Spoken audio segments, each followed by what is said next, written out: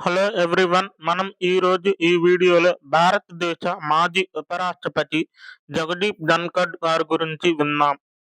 1951 మే 18న భారతదేశంలోని రాజస్థాన్ జిల్లాలో కిదాన్ గ్రామంలో గోకుల్ చంద్ కేసరీ దేవి దంపతులకు హిందూ రాజస్థానీ జాట్ కుటుంబంలో జన్మించారు.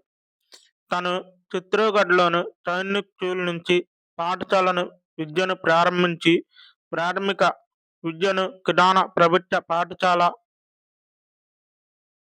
పాఠశాలలో పూర్తి చేశారు. తను జైపూర్లోని రాజస్థాన్ విశ్వవిద్యాలయం నుంచి బిఎస్సి ఎల్ఎల్బి పట్టా పొందారు. జగదీప్ ధన్కర్ గారు 1979 సంవత్సరంలో సుదేశ్ ధన్కర్ గారిని వివాహం చేసుకున్నారు. వారికి కుమారి కామ్నా ఉన్నారు.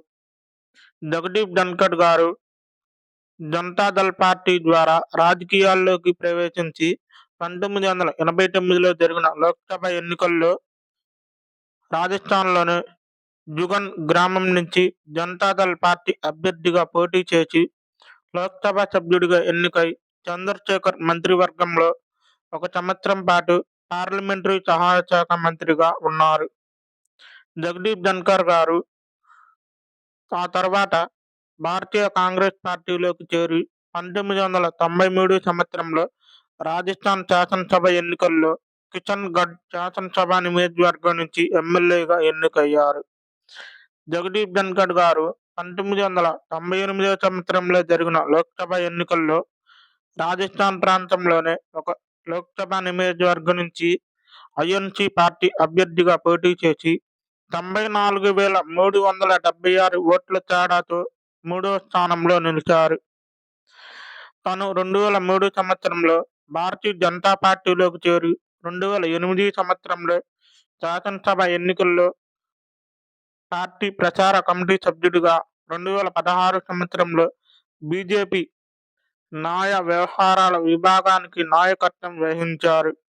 జగదీప్ ధన్కర్ గారు 2019 జూలై 20న భారతదేశ రాష్ట్రపతి రామ్నాథ్ కోవింద్ పశ్చిమ బెంగాల్ గవర్నర్గా నియమించగా జూలై 30న కోల్కతాలోని రాజ్భవన్లో ప్రమాణ స్వీకారం చేశారు. తర్వాత 2022 జూలై 16న భారతదేశ ఉపరాష్ట్రపతిగా ఎన్నికల్లో బీజేపీ తరపున నేషనల్ డెమోక్రటిక్ అలయన్స్ ఎన్డీఏ అభ్యర్థిగా నామినేట్ చేశారు.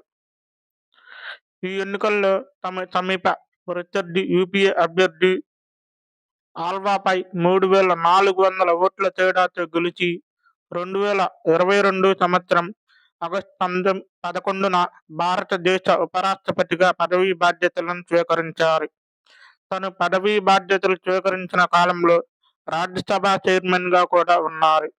రాజ్యసభ చైర్మన్గా ఉండి వారు ప్రతిపక్షాలను మిత్రపక్షాలను సమానంగా చేసి సభని సకాలంలో నడిపించారు.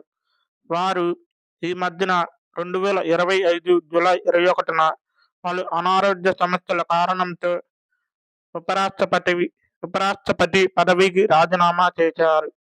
వారు ఉపరాష్ట్రపతిగా ఉండగా రాజ్యసభలోనే ఉపరాష్ట్రపతిగా సేవలను అందించి మన భారతదేశానికి ఈనాడు వారి సేవలను గుర్తుండిపోయే విధంగా ఉన్నాయి.